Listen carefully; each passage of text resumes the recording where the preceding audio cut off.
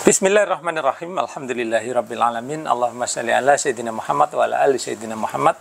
Kawan-kawan, banyak dari penonton saya yang menanyakan kenapa radar mereka sering terbakar atau mudah terbakar.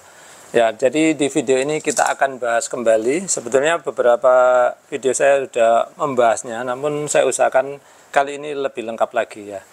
Jadi bagi kawan-kawan yang belum tahu apa sih radar itu, sebetulnya radar ini nama benarnya adalah water level switch ya.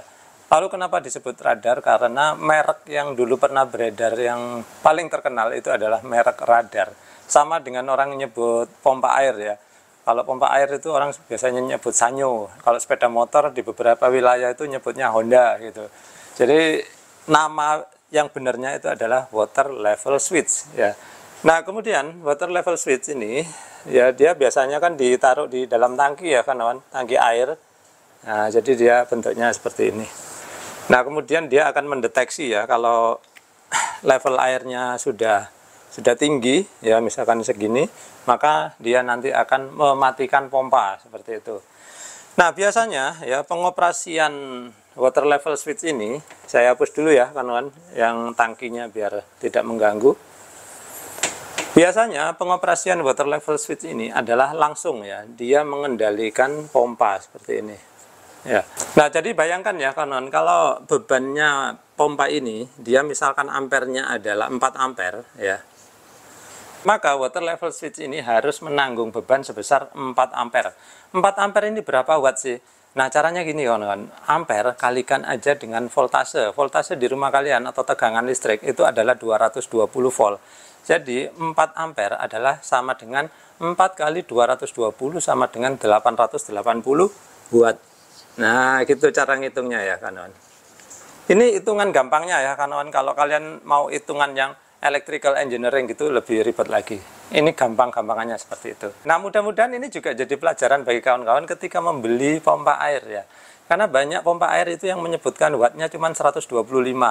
Lalu kawan-kawan di rumah kan wattnya, di rumahnya misalkan cuma 450 watt ya.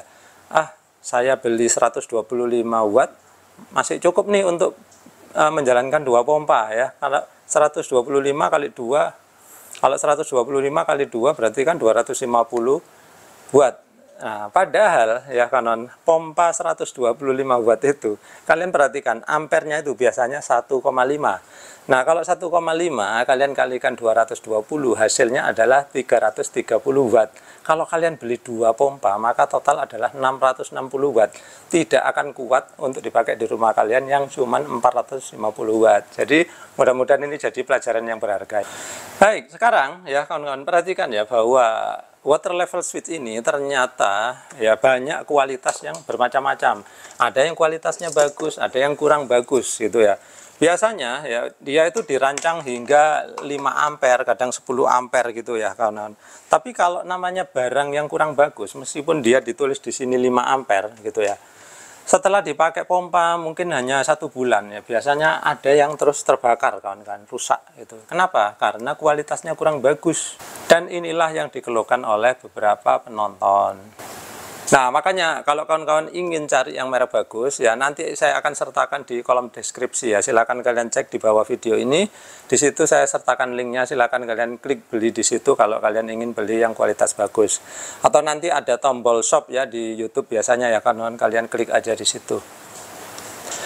Baik, kita lanjutkan ya kawan-kawan. Lalu bagaimana Pak kalau ternyata ya pompa saya ini besar ya, misalkan ampernya itu sampai 10 ampere gitu ya. Yang mana sebagus-bagusnya water level switch ini, meskipun dia bagus ya kawan, biasanya itu tidak ada yang lebih dari 10 ampere ya. Biasanya tidak ada yang lebih dari 10 ampere. Sehingga kalau dia kemampuannya 10 dipakai 10, maka ini sudah di pinggir jurang ya. Maka akan mudah rusak ya kawan. Nah, kalau kalian menghadapi masalah seperti ini, maka kalian memerlukan perantara, yaitu apa? Berupa relay atau kontaktor ya kawan. Nah, sebetulnya di beberapa video saya sebelumnya saya pernah mengajarkan bagaimana cara merangkai kontaktor ataupun relay. Relay dan kontaktor itu sebetulnya barang yang serupa, namun dia biasanya itu yang membedakan adalah ukurannya sama aplikasinya ya kawan. Barangnya itu ya prinsip kerjanya sama persis gitu ya. Nah, waktu itu di video saya pernah mengajarkan hingga kemudian dibikin kotak seperti ini ya. Nah, kemudian ada salah seorang penonton saya yang bisa memvisualisasikan kemudian mewujudkan suatu rangkaian relay atau kontaktor ya, yang mana sudah dirangkai seperti ini. Dan ini pernah saya bahas di konten saya sebelumnya. Jadi kawan-kawan yang penasaran silakan lihat di konten saya sebelumnya. Nah, bagi kalian yang ingin membelinya, nanti sama linknya akan saya sertakan di kolom deskripsi ya. Sama kalau ada atau kalau bisa nanti di tombol shop juga akan saya sertakan. Nah, apa sih gunanya ini? Nah, saya akan ceritakan ya kawan. Jadi ceritanya begini. Jadi ini adalah ya kawan, ini adalah untuk mengatasi agar ya kalian yang menggunakan water level switch ya, apalagi yang kualitasnya buruk ya, agar tidak mudah terbakar. Bagaimana bisa terjadi? Nah, jadi begini kawan. Kalau tanpa ini ya, dia langsung mengoperasikan pompa sehingga dia menanggung. Kita jangan ngomongin 10 ampere ya kawan. Kalau di rumah kan rata-rata ya paling tinggi 4 ampere lah ya, 4 aja deh.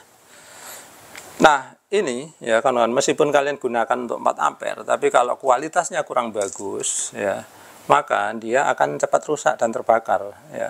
Masih untung kalau yang terbakar atau rusak hanya ininya. Kalau pompanya ikut-ikutan rusak, nah ini bahaya ya, lebih mahal ya kawan. Nah, disinilah ya kita bisa mempergunakan alat ini. Jadi bagaimana dia berfungsinya? Jadi gini kawan. Jadi water level switch ini ya, dia akan mengendalikan si ini apa relay kita atau kontaktor di sini.